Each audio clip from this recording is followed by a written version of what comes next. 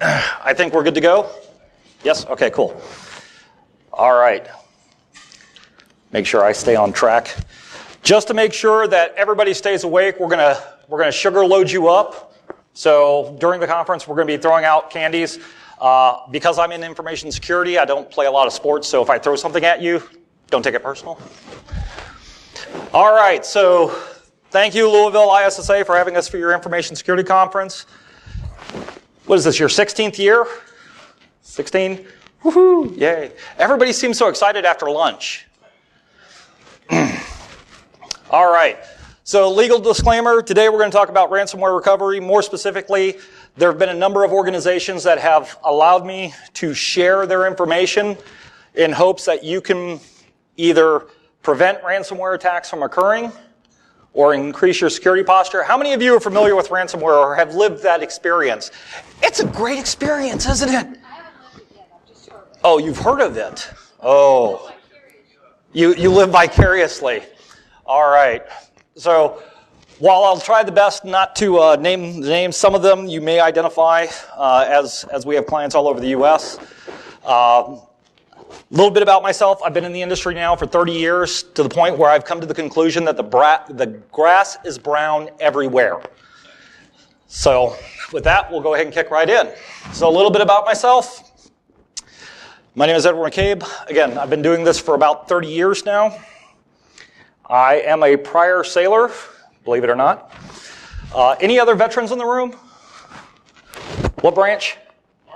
Army. Ooh, bubblehead. You are a target for us. I was a surface warfare. Well, there's only two kinds of ships, right? Yeah, ships and then targets. Oh. So, who else do we have in the room? Surface Navy? Yeah. All right. Any Marines? Oh, one. Paul. Good deal. So I've worked with companies ranging from Fortune 500s to small, medium-sized businesses to startups. Worked with state, federal government agencies as well as foreign governments. I am a speaker. Oh, Adrian's giggling. That's a bad sign. Oh, okay. Sorry. Do you want me to stay in one place? I can't stay in one place. I've had so much coffee this morning. Okay. I am a hacker, which means I have to ask and get the answer to the question of why, how, what things do. I'm also an instructor with ISACA, one of the organizations here. A little bit about the company, what we do. We work in audit and insurance, cyber acquisition, due diligence. So if you're acquiring a company, they fill out that form that says they're doing all the right things. We actually get to ground on whether or not they're actually doing them. Incident response management. One of the passions that I have is helping organizations when they're in their time of crisis. In this case, we're going to talk specifically around ransomware. Information security and risk advisory services, regulatory compliance, because we're not regulated enough in our industries, right? Training and education, where I have the distinct, unique privilege.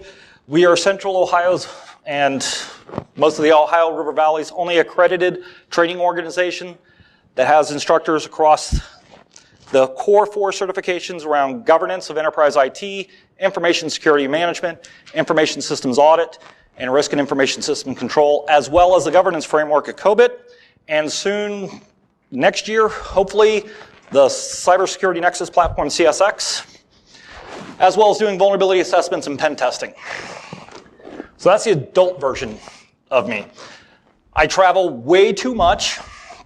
This came up in my stats this week for this year's travel, so it's a little off on the number of cities. I like to have fun when I travel, much to the chagrin of most of hotel management, because I'll leave this when I leave a hotel, and then I will get a phone call. Mr. McCabe, the couple that came into your room afterwards, did not appreciate the message you left on the mirror. For those of you who are interested, these are the companies that actually have a sense of humor. The ones with red X's do not. Full disclosure, I am a Hilton Honors member now. So as you probably guessed a little bit about myself, I am filled with snarkiness. I'm in information security. For those of you who can't see, I will go to Starbucks and I will order and give them that name, which is hours of entertainment.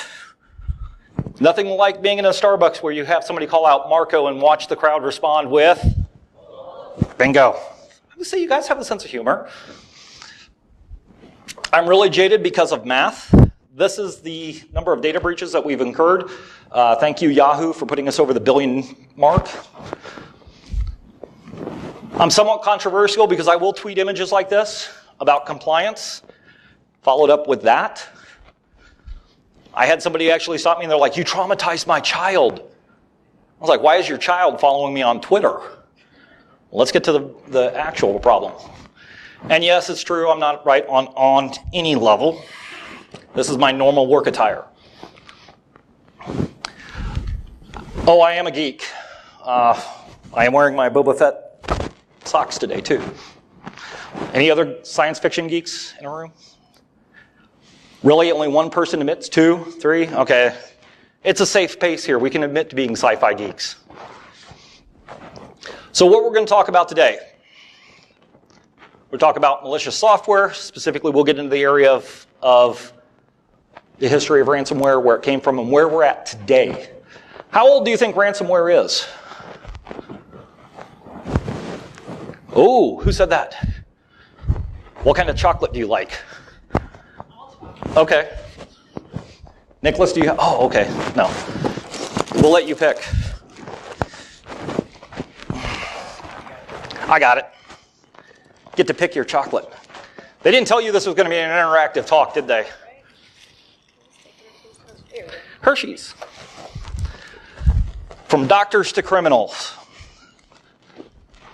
So going back to 2005, which is sort of a misleading statement, because back in 1989 was the first case of ransomware, where the person who was holding it was a former doctor who had gotten frustrated, and he demanded ransom for the recovery of your systems. Now, where he might have went wrong at is you had to send payment to a post office box.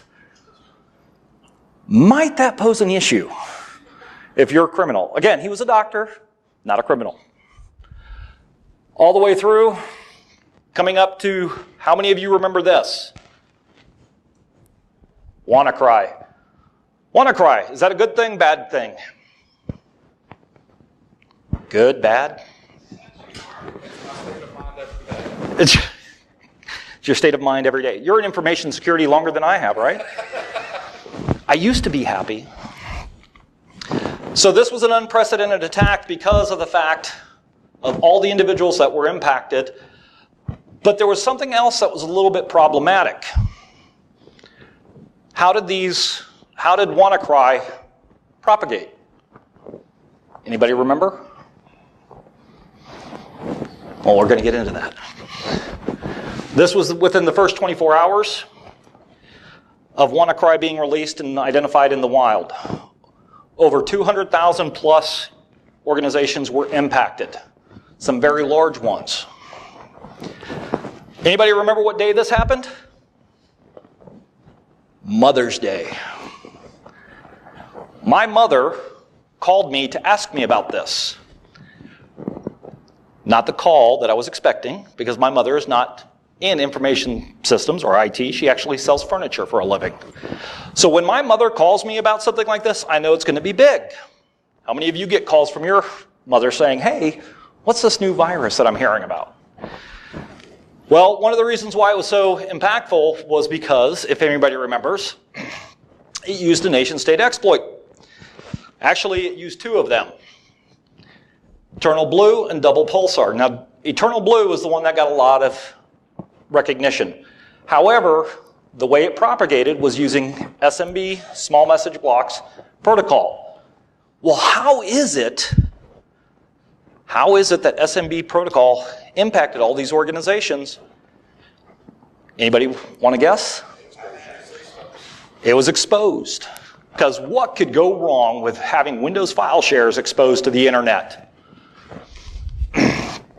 It was then used to deliver the payload, which in this case was the actual ransomware.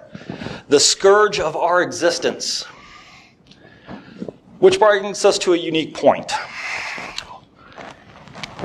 If a nation state's cyber arsenal gets leaked to the internet, What do you think we should do?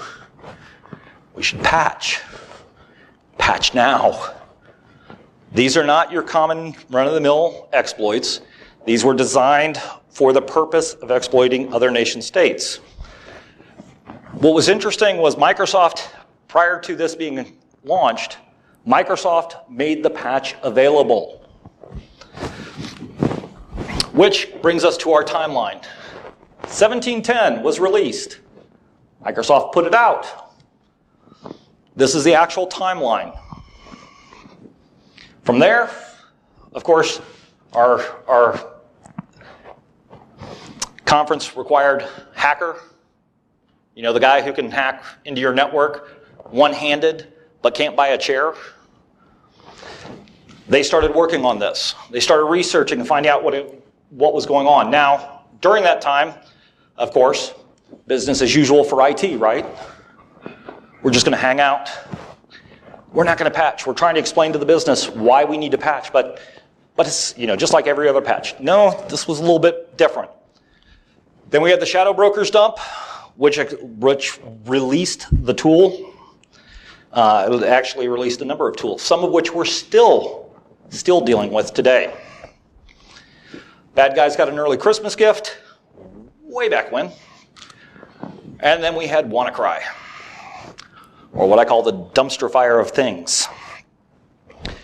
And this cycle continues on. We're still seeing organizations, and we've seen organizations post-WannaCry that are still facing these issues, that still have these vulnerabilities that can be exploited. I love this one. So this is from the Ponemon Institute. It's a little bit dated, from 2016. 56% admit not ready for a ransomware attack. 38 stated that they have a strategy. What is the only viable strategy for ransomware? Confirmed backups, right? Now, for those of you who are math elites like me, you'll notice that these two numbers don't equal 100, which led me to an interesting thing, that the remaining 6% could not respond because of an ongoing ransomware attack. So that's important to keep in mind. So when we talk about the traditional attacks, why ransomware is effective versus traditional attacks, well, it's because when an adversary attacks, they leave a trail behind. They have to invest a lot of time and effort. They're going to potentially leave behind tools. They're going to need additional resources. Maybe they have somebody that's great at exploit development in a specific language, but not necessarily the one they're proficient in, so they have to outsource development. It's a nightmare. Requires a larger investment. The potential for getting caught. How long I have until I sell that information before it's no good? So let's shift the dynamic. For an attacker, ransomware is a no-brainer. It's a low barrier of entry. Doesn't take a lot of effort to develop this. In fact, in hindsight, when we look at a number of the ransomware attacks that occurred, it was not uncommon for the first couple of generations, they were only asking for a couple $100 in ransomware. Why is that? They're waiting for the larger target. And we're going to see the increase on this. And when we talk about Bitcoin, I remember years ago working with a very large financial institution. They're like, oh, we'll never get on board with Bitcoin. It's magic. There's no way around it. Well, when you have a criminal syndicate that's holding your data for ransom, and the only way you can pay is Bitcoin, guess what? They just created their own market for cryptocurrency.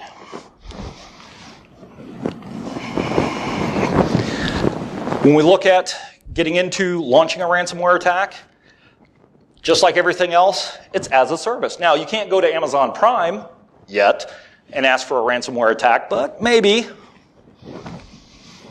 Again, the rise of cryptocurrency. So why is this so lucrative? Well, in as little of a month, you can actually develop a valid ransomware attack. Say that only costs us $32,000. We're going to host it on disposable infrastructure because cloud is a great thing, right? Any cloud vendors in the room? I'm not using your infrastructure for this, I promise. Launching the attack, running a help desk. We're going to run that 24 hours a day, 10 days. We're going to pay our staff $150. Total cost to launch the attack, $56.5. Now, if we get 1% of 1 million at $300 a system, we can net 2.9 million on an ROI, which begs the question, why are we here and not out writing ransomware? I have to question that every single day. And as it turns out, it's because I do not look good in orange. So I'm not going to tempt that fate. What about from the business side? Why is ransomware a major concern? You know, we like to say, well, if our employees would stop clicking things. And we know that's not going to happen because we've become accustomed to using things like email and clicking on links as a part of our job. And if I send your accounts payable a malicious link or a malicious document that says account past due or account overdue, what is your accounts payable going to do? They're going to click it. Why are they going to click it though, Lisa? Because it just makes them feel like something's wrong, that they need to click on it right away. It will go even easier than that. It's their job. And if we know what their individual's job is, then we can get them to do what we want as an adversary. Plus, we know that users are only doing their job, so they're going to try and find ways around if we put in kludgy controls, which we all know when we implement information security controls, they are seamless to the end user, right? So they'll find ways around it. When I was active duty, I was working with the Marines, and one of the things that we had done was we rolled out these new things called web proxies that would prevent a website talking with an endpoint system from directly communicating. We thought we'd see a decrease in the amount of malicious software that was getting in, except for we didn't think the control all the way through, and there are some smart Marines, no matter what you hear, they figured out that they could use other proxies because we didn't set down the permissions properly to restrict who could filter the proxies. So they were bypassing our proxies right out to the internet. Users will find a way to do their job, and at the end of the day, that's all they want to do is do their job and watch cat videos. From a business perspective, though, we have a bigger problem. Do we know who has access to your data? Even within your business. When do they access that data? Is it restricted to business hours? Or is it that they're logging in 2 a.m. to 6 a.m. to access that data? Can they access that data? Here's a big question. Why do they have access to that data? I don't know how many times I've seen organizations where you have somebody that starts off. How many of you are in the same position now with the organization you're with now that you originally started from? No. Most of us make lateral transitions. We move within the organization. But does IT necessarily revoke our permissions? They should, but they don't. Usually especially if we're doing a lateral transition from one department to another, usually the two managers will make a drug deal with each other and say, hey, we need this individual to stay on this project for at least 3 more months, and then they keep your permissions in place so you can support that project. Has that ever happened to anybody? Happens quite frequently, right? But then 3 months comes and goes, you're off that project, but do your permissions go away? No, and you move from one department to the next, and guess what happens? You get overprivileged. What's really interesting is when we see organizations that go that route of trying to clean up, what gets really interesting when we start saying we're going to take permissions away, people take it personally. What did I do wrong?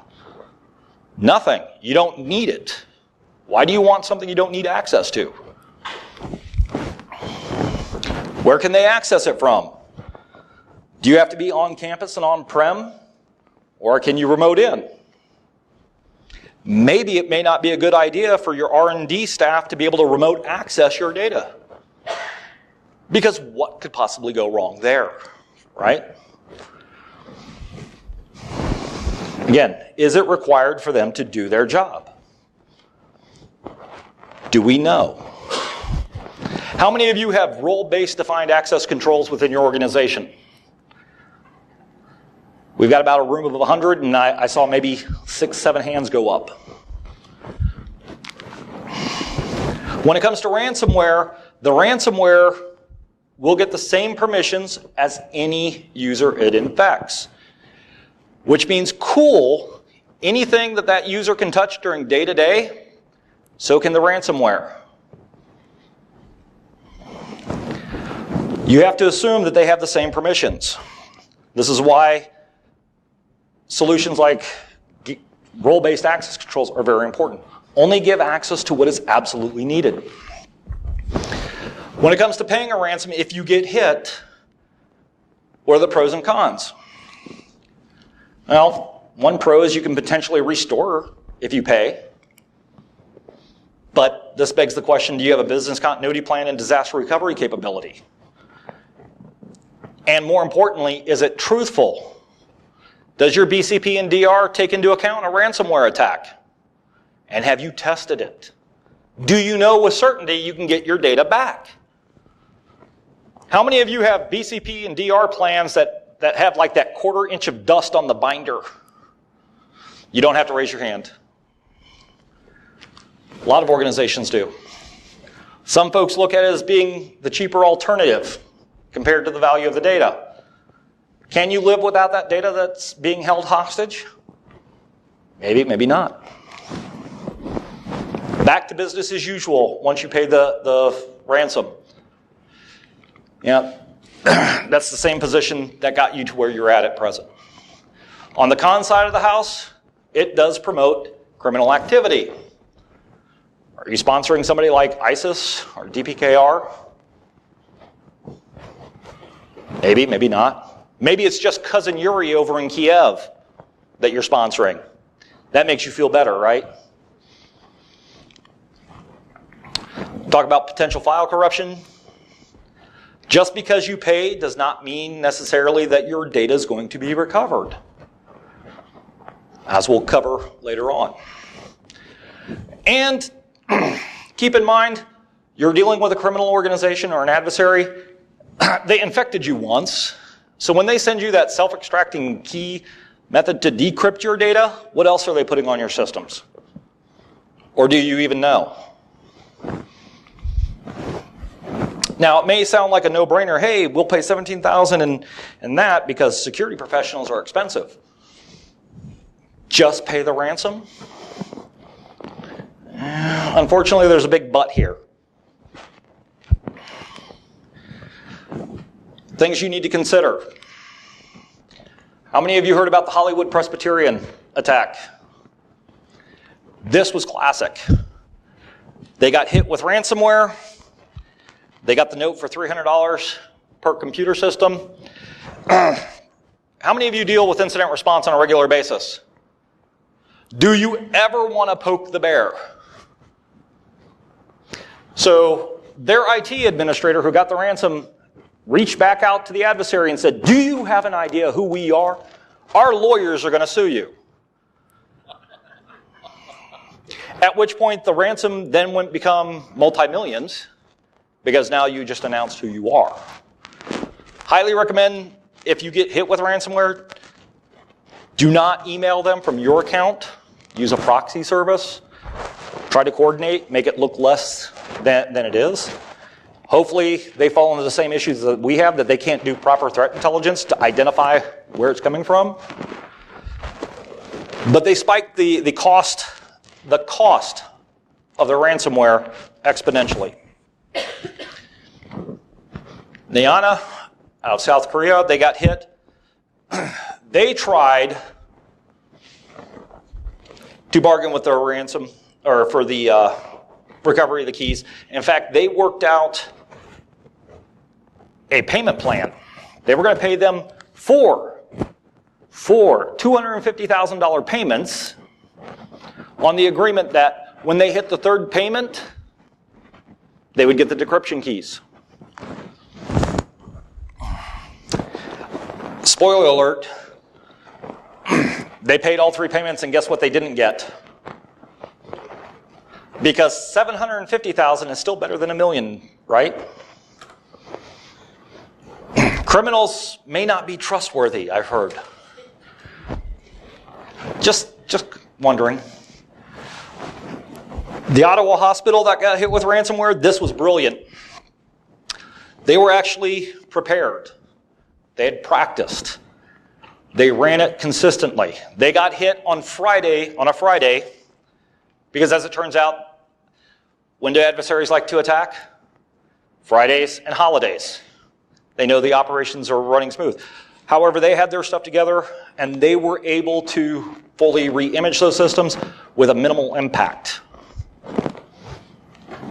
Now, going back to Hollywood Presbyterian, how could this happen? We're talking about a hospital that falls under HIPAA requirements, which require backup plan and disaster recovery. So when we see cases like this occur, and we all saw like the cases in Atlanta and in Florida and Maryland, that these organizations got hit with ransomware, but they couldn't recover, and they made the news because it had been going on for so long. So when you see events like this, you have to ask the question, well, where were their DR capabilities at? Not where they thought they were. Not where they thought they were. And unfortunately, there is no Yelp review for ransomware criminal organizations that you can go in and say, hey, these were really great people to work with. Versus, it took 24 to 48 or 48 to 72 hours for them to respond. This doesn't happen. When you get hit, are you ready? When we talk about cryptocurrency, how many of you enjoy working with procurement? Could you imagine going to your procurement department and asking them for them to invest in this ethereal cryptocurrency? What are they going to do to you? What are they going to ask? I want to spend $5,000, $10,000, $15,000 on cryptocurrency. How many of your procurement departments are ready for that?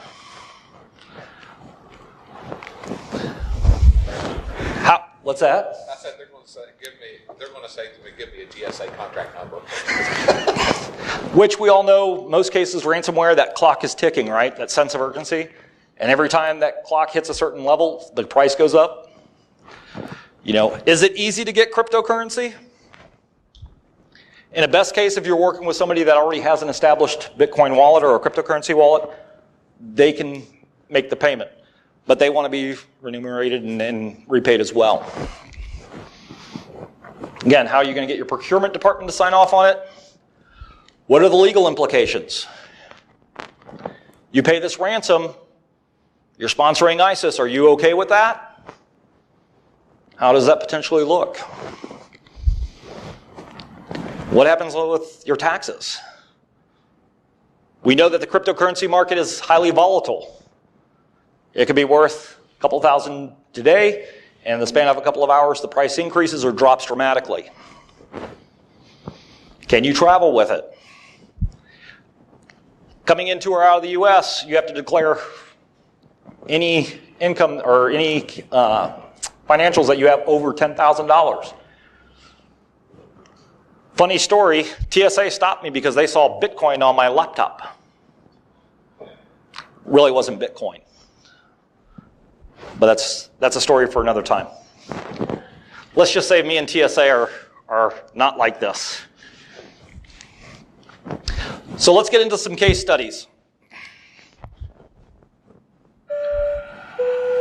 Before we take off, please be sure your seat backs are in the upright long position. Your tray tables So let's see if you can figure out what happens here. This is an aircraft manufacturer. What do we think this is? Phishing. What do we have here? Hear no evil, see no evil, speak no evil. 1359 and 10%. Let's break it down.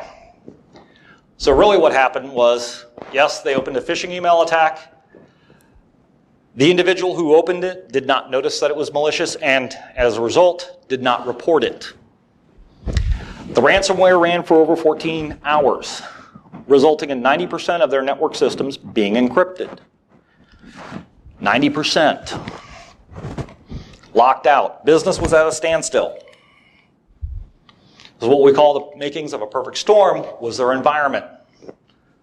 Overprivileged users, lack of segmentation, and unconditional trust. We trust our employees to do the right things, right?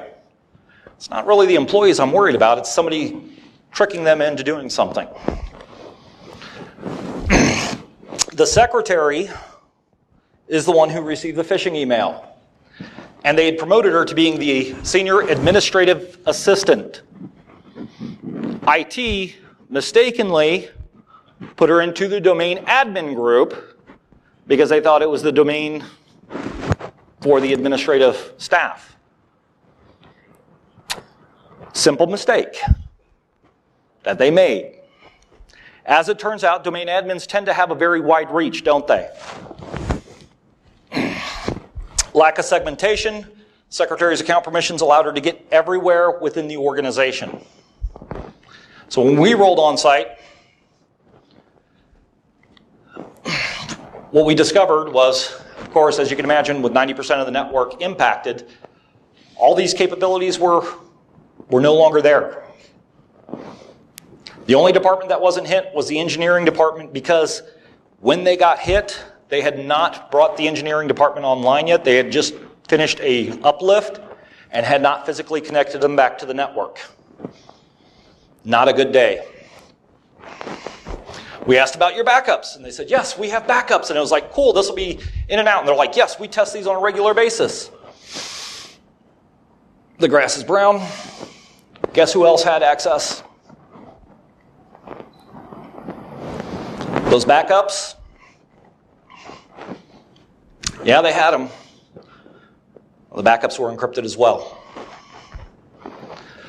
So again, they were very eco-friendly to ransomware propagating within their organization. No log retention, no net flow, no packet. Executives did not want IT upsetting the users because they were pulling permissions, even though they recommended it.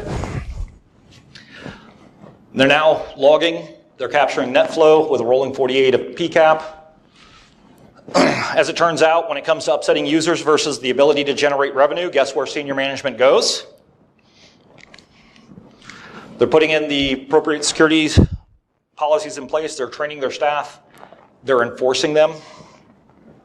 They've run since we've worked with them, 2 unannounced IRs where they simulated ransomware attacks again. Again, this client ended up paying the ransom to get their data back, even though we told them, you may not get it back. They were lucky. Again, this was only $25,000 plus their downtime, which they did not disclose to us for our final report. But it should never have happened. County government case that we worked. Why would you target a county, a municipality, a small government organization? What's that? They don't have the staff. It's low-hanging fruit for an attacker. And we know that in most cases, yes, the counties will pay. In fact, we're seeing a lot more organizations, municipalities that are getting hit that are turning to their insurance companies. So I'm wondering how long that's going to take before the insurance companies go, that's not our job. In this case, again, this was after the WannaCry attack, but they allowed SMBs, CIFs, to be exposed to the internet. What do you think happened? It was a fire. When we started rolling through with them, talking with them, we're like, what about your logs? And they looked at us and they're like, that costs money. We don't want to store logs. Their logs were gone. Which makes it very difficult to do forensics, by the way. We asked them about their network. Flat network syndrome. You could see the end of the internet and you would fall off. Right? How many of us have flat networks? Don't raise your hand because because I'd guess that 99.9% of us do. When we asked them about capability for NetFlow and packet capture, it was like asking them to go find unicorns and cage them up. They had no concept. Now, this was a municipality, county government. Again, attack through SMB CIFs, no centralized logging, flat network, PCI or packet capture and NetFlow was too hard. Lateral movement, yes, we could see this even after we were on site. We could see the attacker still moving within the environment and propagating.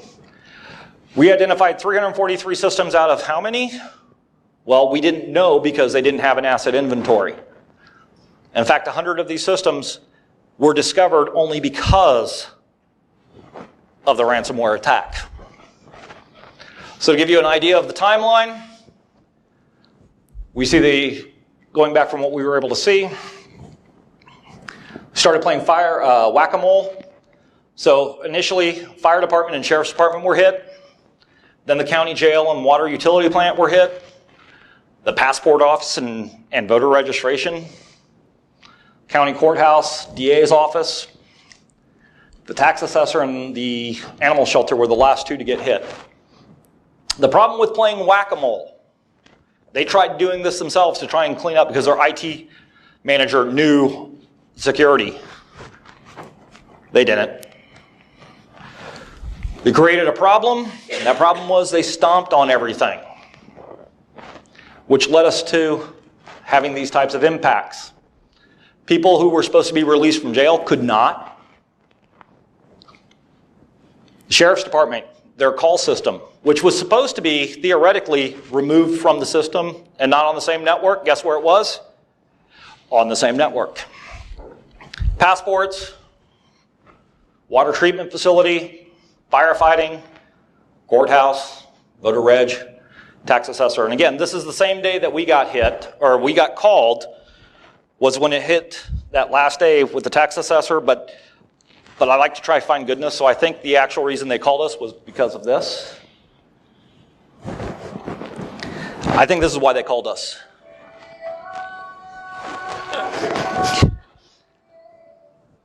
Their pound could not let animals go to people, which, that at least the brighter side of things, that's why I think they called us.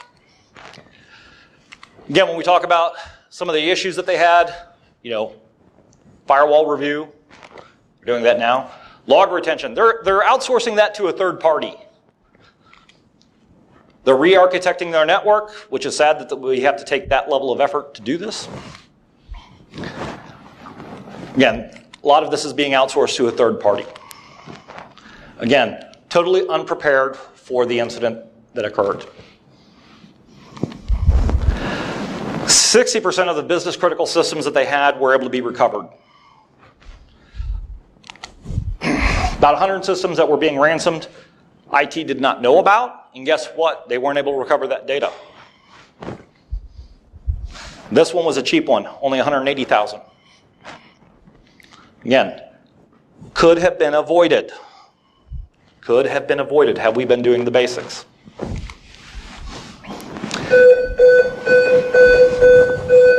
Healthcare providers, because we know that when we go to a hospital, we're not there for just our sheer enjoyment, right?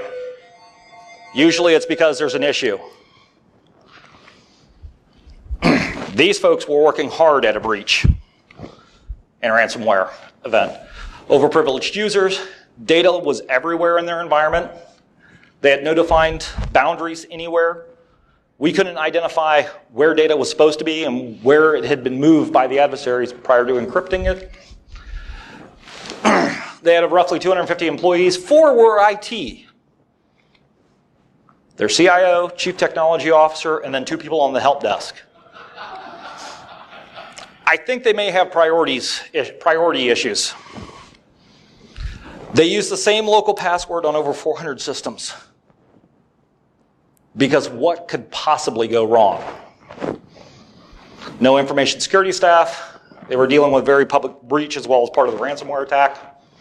Again, email came in to one of their nurses, who then took that email, forwarded it on to doctor number 1, who wanted to share the love, so he sent it to doctor number 2, who sent it to doctor number 3, who then sent it to their IT admin, but also doctor number 2 sent it to the help desk, again, not security trained, who then turned around and sent it to the CIO. Now, we're talking about ransomware hitting a healthcare provider, as well as others. Keeping in mind, data is everywhere in their environment. This adversary went to town with them. CIO, as it turned out, had access to all of these. Admin had access to all of these.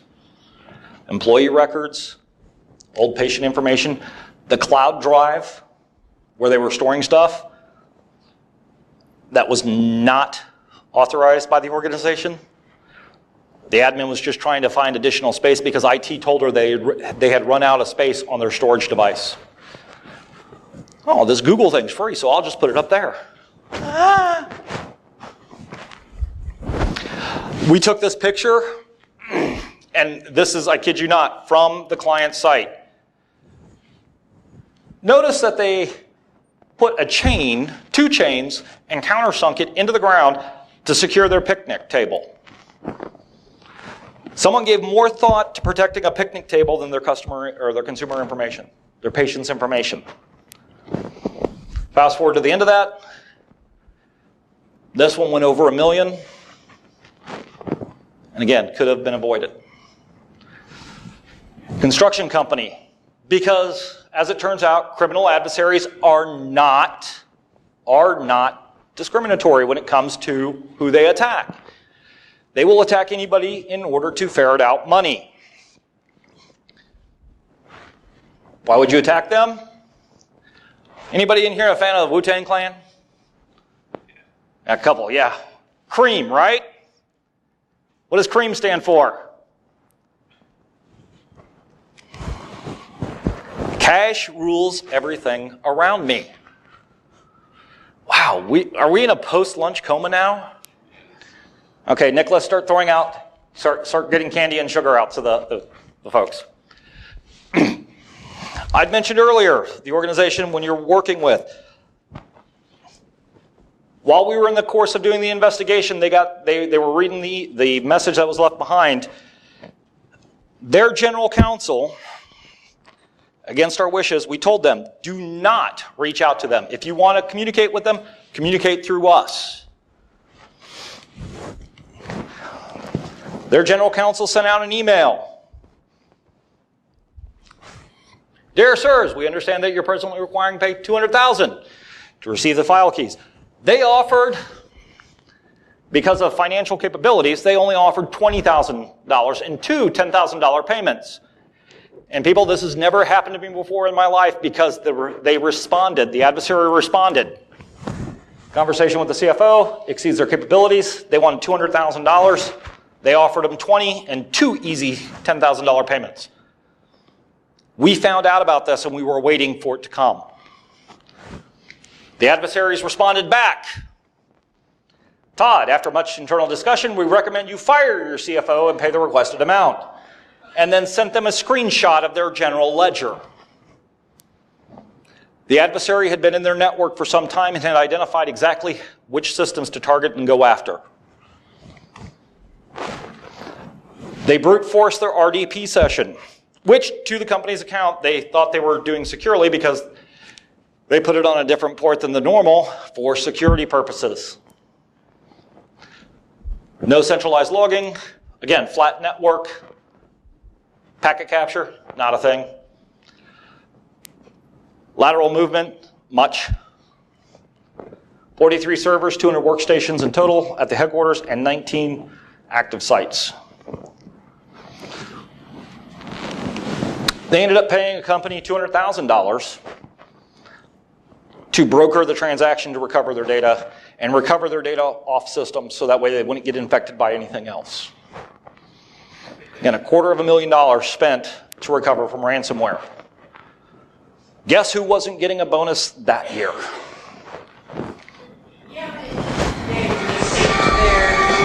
their strategy? Did they hire more people? Did they do anything different? At the end of the day, did they really do anything different? They started making changes. They started. By the time the IR is done, I step out. Incident response is fun for the first couple of years, but after seeing the same problem over and over at different organizations, you can burn out, as did I. So, private school, again, we have the trifecta of evil, overprivileged users, lack of segmentation, and weak credentials. Again, this was another brute force attack, so the adversary is actually logging into the systems after they've compromised it. They had minimal logs we were able to reconstruct, but they don't have 24/7 monitoring to alert them that this was going on. Surprise, surprise, flat network. No packet capture. We did identify lateral movement, but we could pick up that they had targeted those specific systems on purpose. They went after 5 total servers, 3.2 terabytes of data in total. Again, we were able to reconstruct that they'd been in the network 48 hours before they sent the attack, or they initiated the attack. So once they gained access to the systems, they spent 2 days looking around before they actually launched the attack. Now, I know what you're all saying. Ed, this is a downer. Well, the impact was basically this. They actually had tested and validated their data recovery. And as a result, once the attack occurred, they were able to recover, again, another Friday night case, so IT was a little upset, but IT was able to recover and get the school back up and operational by Monday morning. And that's where we should be. Minimal data loss, less than $5,000 to respond. They're re-engineering the remote access, because multi-factor is a thing, as it turns out.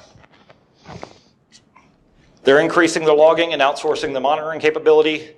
Again, they had the proper planning in place that prevented a major incident. Are we at the same level? So how can we recover from ransomware? How can we recover? Well, one is develop your program so you're trained for ransomware. Do you know what to do? Does your staff know what to do?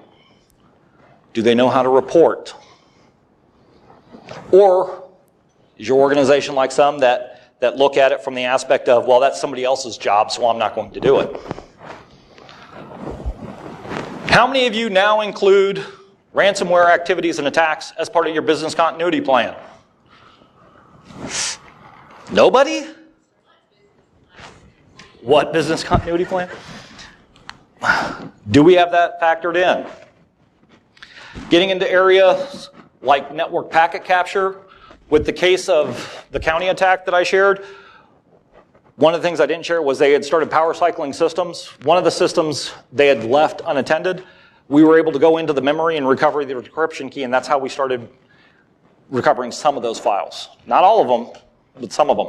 How many of you have the capability to do host forensics? Memory forensics? Do you work with the folks in these cases? And if not, why not? Again, network segmentation can address a lot of this. For those of you who are interested, understanding the different areas. Restrict user permissions. If an individual doesn't need the permissions in order to do their job, take them away. Continuous monitoring. Understand what good is on your network so you can identify bad. Make sure that your backup, recovery, and storage solutions that you have will meet the need in light of adversity, in light of a ransomware attack. Mature your ransomware program.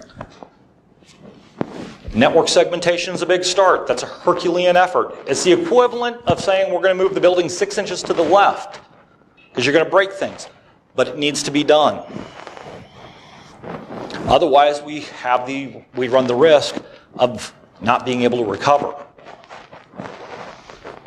Mature your programs. So 5 steps that you can take away right now when you go back to your business. Prevent this. Volume shadow copies. We're seeing a lot of the ransomware. We'll disable it and delete it. Make sure it's enabled. Remove your users from the local admin groups. Make sure they don't have the ability to install things on their own, either intentionally or unintentionally. Limit the number of shares that users have write access to. We like to put out file shares so that way it makes life easier so we can put documents there and upload spreadsheets, but do they actually need to have access to it? Use hidden file shares. Don't broadcast them. Don't let them out. And then only teach your users to only map to file shares as they need them. If the ransomware can't access that share, it's not going to encrypt it. And ransomware is becoming more and more prevalent. We're seeing advances in the attack methods where it used to be sent out through a malicious document or a link. We're now seeing adversaries going to the next step where they're breaking in before they launch it. This can impact your organization. We can reduce the impact. We don't have to be the victim. If you have proper backups that are tested and validated, you can recover. Yes, it's still going to cost, but it's not going to cost as much. And if for nothing else, do it for him. All right. That is the talk for the day. Thank you for joining. Hopefully you get a little bit more active as the day goes on. Any questions?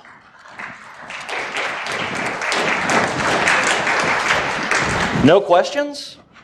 Wow, this is easy.